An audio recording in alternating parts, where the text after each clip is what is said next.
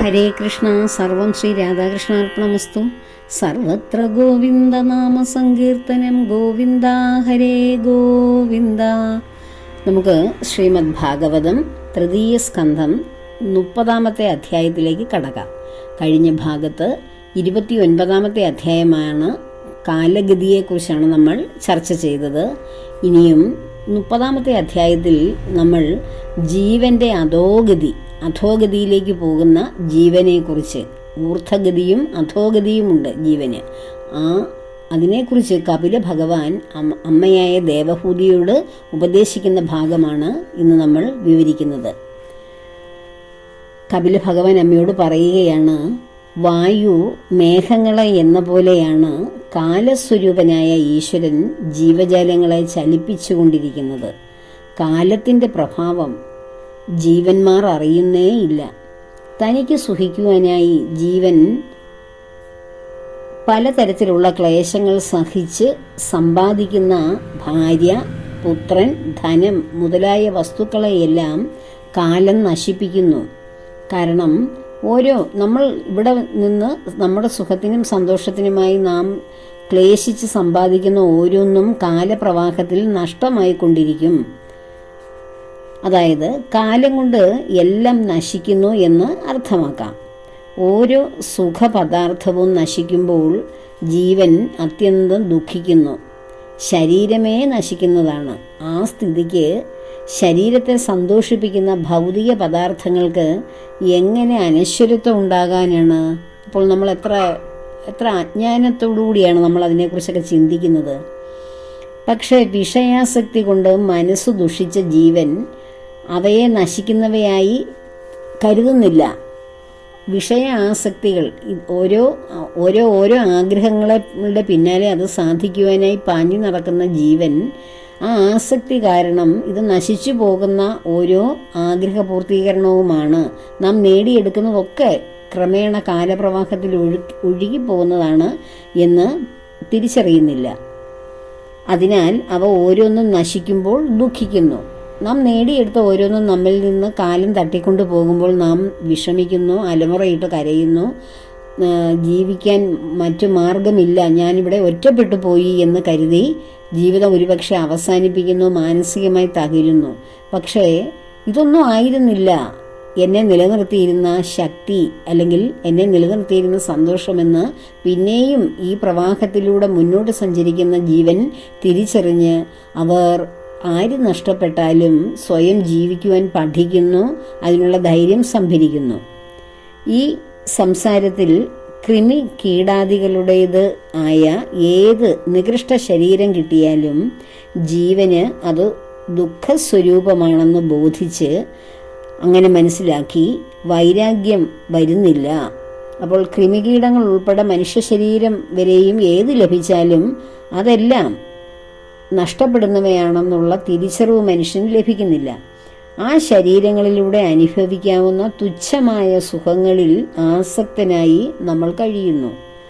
മായയിൽ മയങ്ങിയതുകൊണ്ടാണ് അങ്ങനെ നമുക്ക് ഓരോരുത്തർക്കും സംഭവിക്കുന്നത്. ശരീരം, ഭാര്യ, പുത്രന്മാർ, ഗൃഹം, പശു, കാള മുതലായ മൃഗങ്ങൾ, ധനം, ബന്ധുക്കൾ, ഇവയിലെല്ലാം ദൃഢമായ അഭിമാനത്തോടു കൂടിയ മനുഷ്യൻ യൗവനകാലത്ത് താൻ മഹാഭാഗ്യവാനാണെന്ന് വിചാരിക്കുന്നു. യൗവനം നമ്മുടെ കൈകളിൽ, ആ യൗവനത്തിലൂടെ നാം കടന്നു പോകുമ്പോൾ നമ്മുടെ ശരീരത്തെക്കുറിച്ചും നമുക്ക് കിട്ടിയ ഭാര്യയോ ഭർത്താവിനെയൊക്കെ കുറിച്ചും നമുക്ക് കിട്ടുന്ന സന്താനങ്ങളെക്കുറിച്ചും നാം നമ്മുടെ കഴിവ് കൊണ്ട് നിർമ്മിച്ചെടുക്കുന്ന ഗൃഹത്തെക്കുറിച്ചും, പിന്നെ അതുമായിട്ട് ബന്ധപ്പെട്ട പഴയ കാലത്താണ് പശുവും കാളയൊക്കെ ഏറ്റവും കൂടുതലുള്ളത് സമ്പത്തിൻ്റെ ലക്ഷണമായിട്ട് കാണുന്നത്.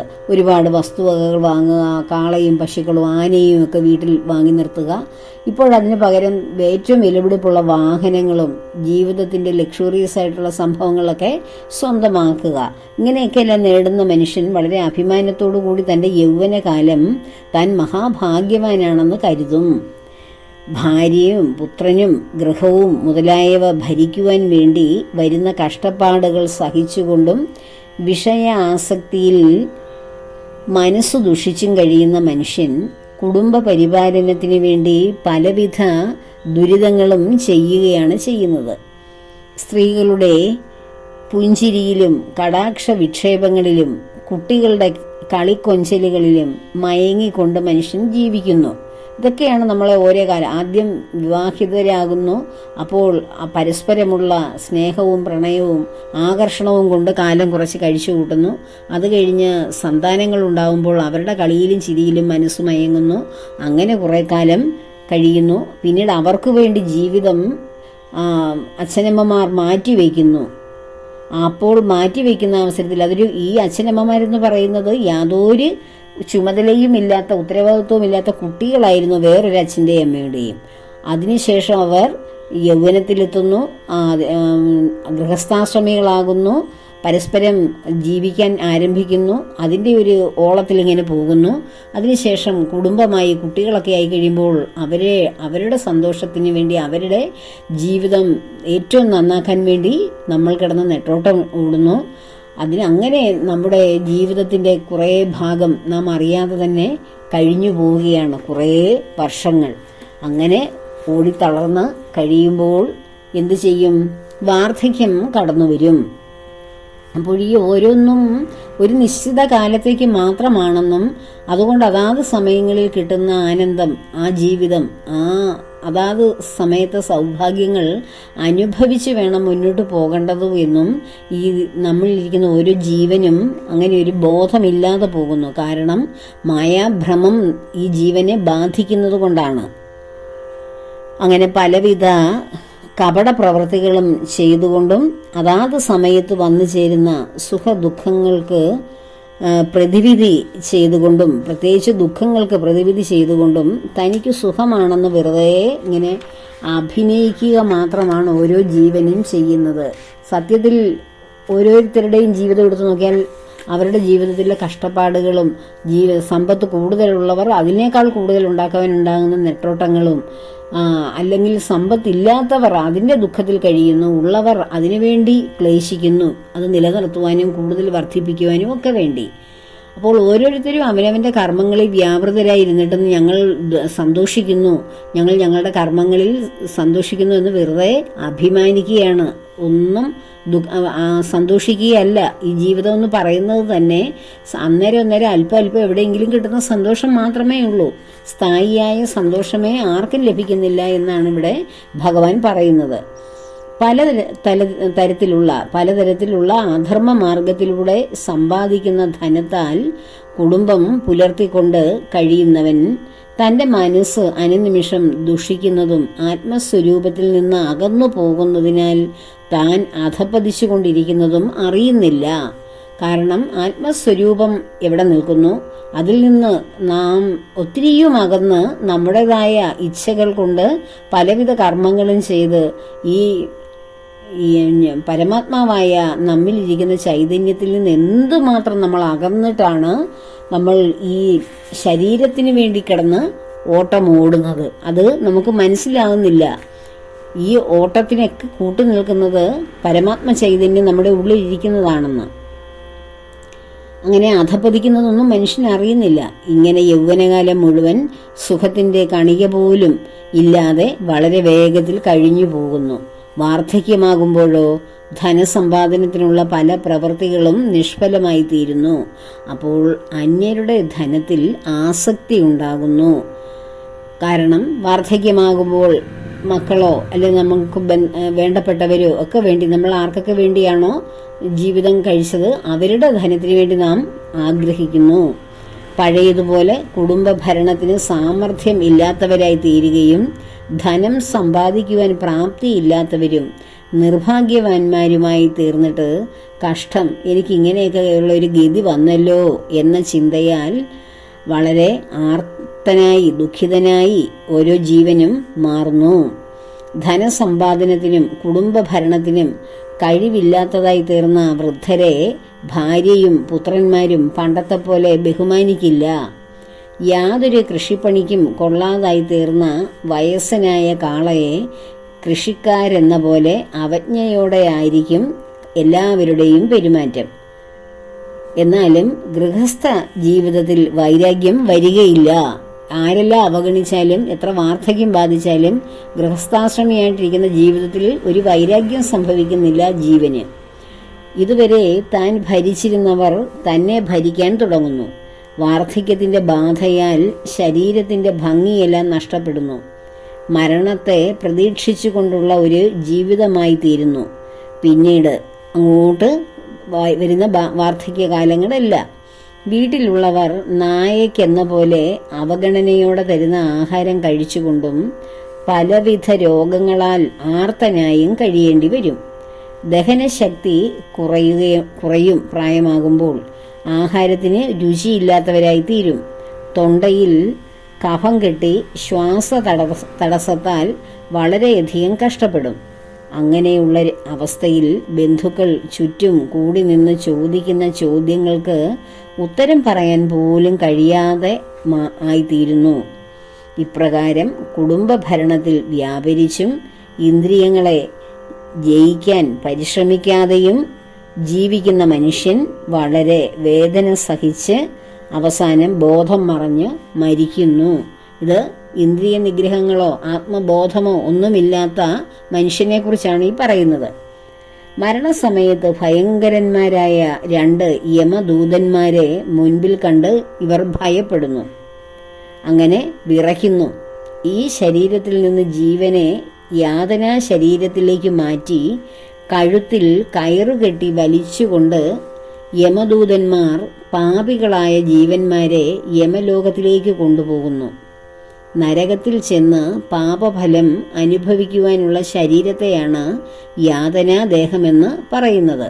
നമ്മൾ ഭൂമിയിൽ ജീവിക്കുന്ന ശരീരം ഇവിടെ കരിച്ച് അത് കടലിൽ ഒഴുക്കിയതിന് ശേഷമാണ് അതെല്ലാം അങ്ങനെ അങ്ങ് നഷ്ടപ്പെട്ടു പോയിട്ട് നമ്മുടെ ആ ബോധം മാത്രമാണ് പോകുന്നത്. അത് ഓരോ ലോകത്തും കർമ്മഫലമനുസരിച്ച് ഉടൻ തന്നെ പല ലോകങ്ങളിലും എത്തുകയാണ് ചെയ്യുന്നത്. ഇവിടെ നിന്ന് ശരീരം നഷ്ടപ്പെടുന്ന ആ ആത്മചൈതന്യം നിലനിന്നിരുന്ന ബോധം നിലനിന്നിരുന്ന ആ ജീവനെ ഒരു യാതനാ ശരീരം ഉടനെ തന്നെ ലഭിക്കുന്നു. മരണശേഷം ഈ ഭൂമിയിലെ ശരീരം മരിച്ചു കഴിയുമ്പോൾ ഉടനെ തന്നെ താൻ ചെയ്ത കർമ്മങ്ങളുടെ ഫലം അനുഭവിക്കുവാൻ വേണ്ടി ഒരു യാതനാ ശരീരം കൊടുക്കുന്നു. ഭൂമിയിൽ കിട്ടിയ ശരീരം പോലെ തന്നെ. ഭൂമിയിൽ കിട്ടിയത് പഞ്ചഭൂതങ്ങളാൽ നിർമ്മിതമായ ഇവിടെ ജീവിക്കാൻ അനുയോജ്യമായ ശരീരമാണ് കിട്ടിയത്.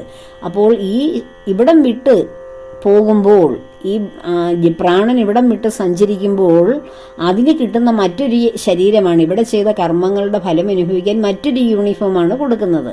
ആ യൂണിഫോമാണ് യാതനാ ശരീരമെന്ന് പറയുന്നത്. ഇവിടെ ജീവിക്കുമ്പോൾ ഇപ്പോൾ നമ്മൾ അനുഭവിക്കുന്ന ഈ കാണുന്ന ശരീരത്തിന് അത് ഇവിടുത്തെ കർമ്മം ചെയ്യാനുള്ളൊരു യൂണിഫോമാണ്. ഇവിടെ വിട്ട് കഴിയുമ്പോൾ മറ്റൊരു യൂണിഫോം അതെടുത്ത് അണിയുന്നു. അതാണ് യാതനാ ശരീരം. അപ്പോൾ യമദൂതന്മാർ വഴിനീളെ ഈ യാതനാ ശരീരം പേറി വരുന്ന ആ ജീവനെ വളരെ കഠിനമായി അധിക്ഷേപിക്കും. വഴിയിൽ നായ്ക്കൾ ശരീരത്തെ കടിച്ചു പൊളിക്കും. താൻ ചെയ്ത പാപങ്ങളെല്ലാം അപ്പോൾ ഓർമ്മ വരും. താൻ ഇതിനെ കൂടുതൽ കിട്ടിയാലും എനിക്ക് ഒരു കുഴപ്പമില്ല, താൻ ഭൂമിയിൽ ചെയ്തു കൂട്ടിയ എന്തുമാത്രം പാപങ്ങളാണ് ചെയ്തതെന്ന് അപ്പോഴാണ് ഈ യാതന ശരീരം വഹിച്ചുകൊണ്ട് പോകുന്ന ആ പ്രാണൻ ഓർക്കാൻ തുടങ്ങുന്നത്. വിശപ്പ് കൊണ്ടും ദാഹം കൊണ്ടും പരവശനായി സൂര്യൻ്റെയും അഗ്നിയുടെയും ചൂടും സഹിച്ച് ചുഴലിക്കാറ്റിലൊക്കെ പെട്ട് കഷ്ടപ്പെടുകയും ചുട്ടുപഴുത്ത മണൽ പ്രദേശങ്ങളിലൂടെയായിരിക്കും നരകത്തിലേക്കുള്ള ആ യാത്ര. യമദൂതന്മാർ ചാട്ട കൊണ്ട് ഇടയ്ക്കിടയ്ക്ക് പുറത്തടിക്കും. ദാഹിക്കുമ്പോൾ കുടിക്കാൻ വെള്ളം കൊടുക്കില്ല. വിശ്രമിക്കുവാൻ ലേശം പോലും തണലുണ്ടാകില്ല. പലപ്പോഴും വേദന താങ്ങാൻ കഴിയാതെ ബോധം കെട്ട് വീഴും. വീണ്ടും എഴുന്നേൽക്കും. പാപികൾക്ക് സഞ്ചരിക്കുവാനുള്ള മാർഗത്തിലൂടെ 99,000 യോജന ദൂരം, അതായത് 2 മുഹൂർത്തം അല്ലെങ്കിൽ 3 മുഹൂർത്ത നേരം കൊണ്ട് സഞ്ചരിച്ചാണ് നരകത്തിൽ എത്തിച്ചേരേണ്ടത്. അത് പാപകർമ്മങ്ങൾ ചെയ്ത് ഒരു നന്മയും ചെയ്യാത്ത അന്ധകാരത്തിൽ ജീവിക്കുന്ന ജീവന്റെ ഈ വഴിയാണ് ഞാൻ ഈ പറഞ്ഞത്. ഈ 48 മിനിറ്റാണ് ഒരു മുഹൂർത്തം എന്ന് പറയുന്നത്. 12 കിലോമീറ്ററാണ് ഒരു യോജന. അങ്ങനെ 99,000 യോജന ദൂരം 2 മുഹൂർത്തം കൊണ്ട് അല്ലെങ്കിൽ 3 മുഹൂർത്ത നേരം കൊണ്ട് സഞ്ചരിച്ചാണ് ഈ ജീവൻ യാതനാ ശരീരവും പേറി നരകത്തിലെത്തുന്നത്. ആ പോകുന്ന പോക്കിൽ അനുഭവിക്കുവാനുള്ള സർവ്വപാപങ്ങളും അനുഭവിക്കുവാനുള്ള ആ ശരീരത്തിനെയാണ് യാതന ശരീരമെന്ന് പറയുന്നത്. യാതനകൾ അനുഭവിക്കുവാനുള്ള ശരീരം. നരകത്തിൽ ഇങ്ങനെ യാത്രയൊക്കെ ചെയ്ത് 3 മുഹൂർത്തം മാത്രം കൊണ്ട് നേരം കൊണ്ട് എത്തിക്കഴിയുമ്പോൾ അവിടെ അനുഭവിക്കേണ്ട ശിക്ഷകൾ ഭയങ്കരങ്ങളാണ്. ശരീരം മുഴുവൻ തീക്കൊള്ളി കൊണ്ട് പൊള്ളിക്കുക, സ്വന്തം മാംസം മുറിച്ചെടുത്ത് തീറ്റിപ്പിക്കുക, നായ്ക്കളെ കൊണ്ട് കടിപ്പിക്കുക, കഴുകന്മാരെ കൊണ്ട് കുടൽമാല കൊത്തി വലിപ്പിച്ച് കഷണം കഷണമായി വെട്ടിനുറുക്കുക, ആനയെ കൊണ്ട് ചവിട്ടി പിളർക്കുക, സർപ്പം, തേൾ, കാട്ടീച്ച മുതലായവയെ കൊണ്ട് കടിപ്പിക്കുക, പർവ്വത കൊടുമുടികളിൽ നിന്ന് താഴോട്ട് വലിച്ചെറിയുക, വെള്ളത്തിൽ കെട്ടിത്താഴ്ത്തി ശ്വാസം മുട്ടിക്കുക, ഇങ്ങനെ പലവിധ ശിക്ഷകളും നരകത്തിൽ അനുഭവിക്കേണ്ടി വരും. താമിശ്രം, അന്ധതാമിശ്രം, രൗരവം മുതലായി 28 നരകങ്ങളുണ്ട്. അവിടെ ചെന്നിട്ട് താൻ ചെയ്ത അധർമ്മത്തിൻ്റെ ഫലമായി ശിക്ഷകൾ അനുഭവിക്കേണ്ടി വരും എന്നത് തീർച്ചയാണ്. നരകങ്ങളിലൊന്നും വാസ്തവത്തിൽ ഈ നരകങ്ങളെന്ന് പറയുന്നൊന്നും യഥാർത്ഥത്തിൽ ഇല്ല. ഇതെല്ലാം നമ്മളെ ഭയപ്പെടുത്തുവാനായി പൗരാണികന്മാർ കെട്ടിച്ചമച്ചുണ്ടാക്കിയ കഥകളാണ് എന്നൊക്കെ നമ്മൾ ചിലരൊക്കെ ഇങ്ങനെ പറയും. മഹാപാപമൊക്കെ ചെയ്യുന്നവരാണ് കൂടുതൽ പറയുന്നത് ഈ നരകങ്ങളൊന്നുമില്ല, അങ്ങനെ പാപം ചെയ്താൽ ഒരു കുറ്റവും ഇല്ല, ഭൂമിയിലാണ് സ്വർഗവും നരകവും എന്നൊക്കെ പറയുന്നത്. കാരണം അവർ ചെയ്ത പാപങ്ങളുടെ അനന്തര കർമ്മത്തെക്കുറിച്ച് അവർക്ക് ഓർക്കാൻ പോലും പറ്റില്ല. അപ്പോൾ അങ്ങനെ ഒരു പാപം ചെയ്യുന്നവർക്ക് ഒരു നരകലോകം ഉണ്ടെങ്കിൽ എന്തുമാത്രമായിരിക്കും താൻ അനുഭവിക്കേണ്ടി വരുന്ന എന്ന പേടി ഓർത്തിട്ടാണ് ഇങ്ങനെയൊന്നും ഇല്ല എന്നൊക്കെ പറയുന്നത്. ഇത് വെറും കഥകളാണെന്നൊക്കെ പലരും പറയുന്നത്. അപ്പോൾ ഭഗവാൻ പറയുകയാണ്, അമ്മയോട് പറയുകയാണ്, അമ്മേ, നമ്മളുടെ മുന്നിൽ തന്നെ നമ്മൾ സ്വർഗത്തെയും നരകത്തെയും കാണുന്നില്ലേ? സുഖങ്ങൾ സ്വർഗത്തിലെയും ദുഃഖങ്ങൾ നരകത്തിലെയും അനുഭവങ്ങളാണ്. നരകത്തിൽ സഞ്ചരിച്ച് കിട്ടുന്ന അനുഭവങ്ങളാണ് നാം ഇവിടെ അനുഭവിക്കുന്ന ദുഃഖങ്ങൾ. സുഖങ്ങളോ നമ്മൾ ചെയ്ത സ്വർഗീയമായിട്ടുള്ള നന്മകളുടെ ഫലം. അപ്പോൾ നമ്മൾ അവിടെ ഏത് ലോകത്താണ് പോകുന്നതെങ്കിലും അവിടെ നിന്ന് ലഭിക്കുന്ന നന്മയും തിന്മയും, അതായത് നരകങ്ങളിൽ ചെന്നുള്ള ദുരിതങ്ങളും ഈ ജീവൻ സ്വർഗങ്ങളിൽ ചെന്ന് കിട്ടുന്ന പുണ്യവും കണ്ടാണ് വീണ്ടും അടുത്ത യൂണിഫോമായ മറ്റൊരു ശരീരം പേറി വീണ്ടും ഈ ഭൂമിയിലേക്ക് എത്തുന്നത്. എന്നിട്ട് ആ നരകത്തിൽ അനുഭവിച്ച യാതനകളുടെ ഒരു അംശമാണ് ഇവിടെ ദുഃഖങ്ങളായിട്ട് അനുഭവിക്കുന്നത്. സ്വർഗത്തിൽ എത്തുവാനുള്ള അല്ലെങ്കിൽ ഉയർന്ന ലോകങ്ങളിൽ എത്തുവാനുള്ള നന്മ ചെയ്തിട്ടുണ്ടെങ്കിൽ അതിൻ്റെ പുണ്യവും കൊണ്ടാണ് നമ്മൾ ഒരുപാട് നന്മയുള്ള ജീവിതങ്ങളായി, അല്ലെങ്കിൽ ഐശ്വര്യവും സമ്പത്തും എല്ലാമുള്ള ഭൗതിക സുഖങ്ങളൊക്കെ ഉള്ള ജീവിതവുമായി ഇവിടെ തിരിച്ചു വരുന്നത്. അപ്പോൾ ഇത് രണ്ടും നാം തന്നെ ചെയ്ത കർമ്മങ്ങളുടെ ഫലമാണ്.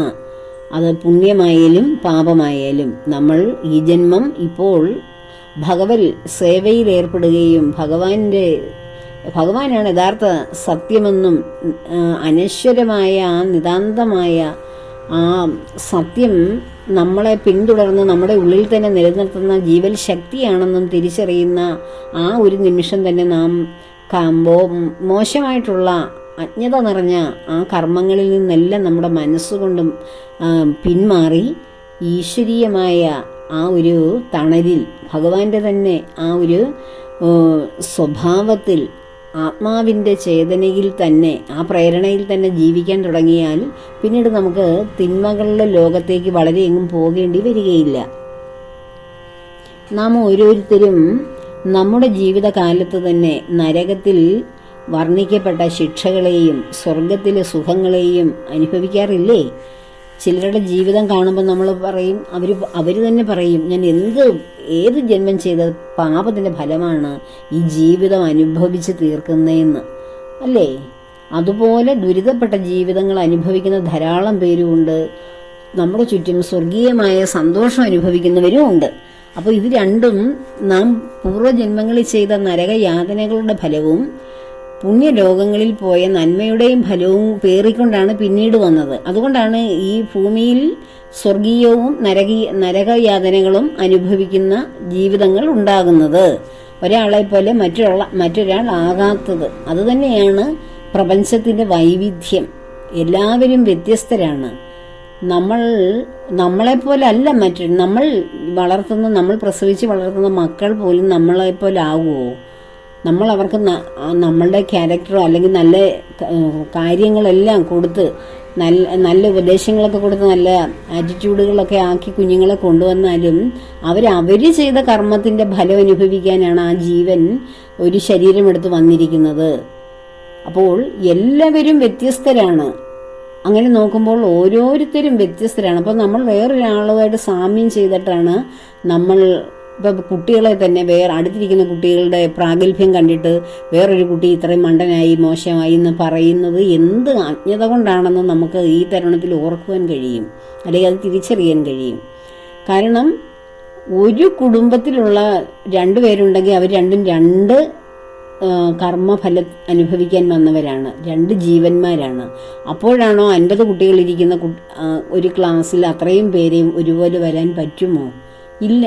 ഒരിക്കലും ഒരു വ്യക്തിയെ പോലെ മറ്റൊരു വ്യക്തി ആവില്ല, ഒരിക്കലും. അത് കാരണം ഓരോരുത്തരും താന്താങ്ങൾ ചെയ്ത കർമ്മത്തിന്റെ ഫലം അനുഭവിക്കുവാൻ വേണ്ടി ഓരോ മനുഷ്യ ശരീരമെടുത്ത് വന്നവരാണ്. ഈ ശരീരം തന്നെ അതിന് വേണ്ടിയിട്ടാണോ സ്ത്രീയായും പുരുഷനായും ദുർബലനായും ശക്തനായും സൗന്ദര്യമുള്ളവരായിട്ടും വിരൂപരായിട്ടും നീളമുള്ളവരായും കുറുകിയവരായും അങ്ങനെ ഓരോ അവയവങ്ങൾക്ക് തന്നെ വ്യത്യസ്തമായിട്ട് വന്ന ആ ശരീരത്തിലിരുന്നു കൊണ്ട് കർമ്മങ്ങൾ അനുഷ്ഠിക്കുവാൻ വേണ്ടിയാണ്. അതാത് ശരീരത്തിന് പറഞ്ഞിരിക്കുന്ന കർമ്മങ്ങൾ അനുഷ്ഠിക്കുവാൻ. അതുകൊണ്ടാണ് എല്ലാം വ്യത്യസ്തമായിരിക്കുന്നത്. ഇതൊക്കെ നമ്മൾ മനസ്സിലാക്കുമ്പോൾ വ്യത്യസ്തമായിട്ടുള്ള സ്വഭാവക്കാരെയും വ്യത്യസ്ത ഗുണങ്ങളുള്ളവരെയും ഒക്കെ നമുക്ക് അതൊക്കെ ഈ പ്രപഞ്ചത്തിന്റെ ഭാഗമാണെന്ന് തിരിച്ചറിയാൻ കഴിയും. ഭഗവാൻ തന്നെ എത്രയോ വൈവിധ്യത്തിന്റെ രൂപത്തിലാണ് ഇവിടെ നിലനിൽക്കുന്നത്. മനുഷ്യരെ തന്നെ മാത്രം, ഭഗവാന്റെ സൃഷ്ടിയായ മനുഷ്യരെ തന്നെ എടുത്താൽ തന്നെ അനന്തകോടി വൈവിധ്യങ്ങളാണ്. അപ്പോൾ അങ്ങനെ ഓരോ ജീവജാലങ്ങളെയും വ്യത്യസ്തമായിട്ട് എടുത്ത് നോക്കുമ്പോൾ എത്ര വൈവിധ്യങ്ങളുടെ ഒരു വ്യത്യസ്തതയുടെ ലോകമാണ് ഭഗവാൻ ഇവിടെ സൃഷ്ടിച്ചിരിക്കുന്നത്. അത് ഭഗവാൻ തന്നെയാണ് ഇത്രയും വൈവിധ്യത്തോടു കൂടി ഇവിടെ നിൽക്കുന്നത്. ഈ കാണുന്ന എല്ലാം ഭഗവാൻ തന്നെ വ്യത്യസ്ത രൂപങ്ങൾ എടുത്ത് വന്നിരിക്കുകയാണ്. അപ്പോൾ പിന്നെ മനുഷ്യൻ വ്യത്യസ്തരാകാതിരിക്കാൻ വല്ല തരവുമുണ്ടോ? അപ്പോൾ ഈ വൈവിധ്യത്തിന്റെ ഏകത്വമാണ് ഭഗവാൻ എന്ന ആ പരമസത്യം. പാപം ചെയ്താൽ അതിന്റെ ഫലം വളരെ ദുഃഖമാണ്. അപ്പോൾ സ്വർഗത്തിലെ സുഖങ്ങളെയും നരകത്തിലെ യാതനകളെയും അനുഭവിക്കുവാനാണ് ഈ മനുഷ്യ ശരീരം വീണ്ടും നമ്മൾ എടുത്തു വരുന്നത്. പാപം ചെയ്താൽ അതിന്റെ ഫലം ദുഃഖമാണ്. ദുഃഖം മാത്രം അനുഭവിക്കുവാനുള്ള ഒരു ലോകമാണ് നരകം. കുടുംബഭരണത്തിലും ശരീരപോഷണത്തിലും മുഴുകിക്കഴിയുന്നവർ കുടുംബത്തെയും ശരീരത്തെയും ഉപേക്ഷിച്ച് നരകത്തിൽ ചെന്ന് പാപകർമ്മ ഫലങ്ങൾ അനുഭവിക്കണം. വെറും അധർമ്മം മാത്രം ചെയ്തുകൊണ്ട് കുടുംബപോഷണം നടത്തിവരുന്ന ജീവൻ അന്ധതാമിശ്രം എന്ന ഭയങ്കര നരകത്തിൽ ചെന്ന് വീഴാനിടയായി തീരും. നമ്മുടെ തലമുറയ്ക്ക് വേണ്ടി, നമുക്ക് വേണ്ടി, ഇനിയും വരാനിരിക്കുന്ന തലമുറകൾക്ക് വേണ്ടി എവിടെ നിന്നൊക്കെയോ കട്ടുമുടിച്ച് നമ്മുടെ ഒരു ഭരണാധികാരികളുടെ ഒരു ജീവിതങ്ങളൊക്കെ എടുത്തു വെച്ച് നോക്കിയാൽ, അവരുടെ കർമ്മങ്ങൾ എടുത്തു നോക്കിയാൽ നമുക്ക് ഇവരൊക്കെ ഏത് പാതാള ലോകത്താണ് ഇവർ പോയി അധപ്പതിക്കാൻ പോകുന്നതെന്നും പലപ്പോഴും തോന്നിപ്പോവും.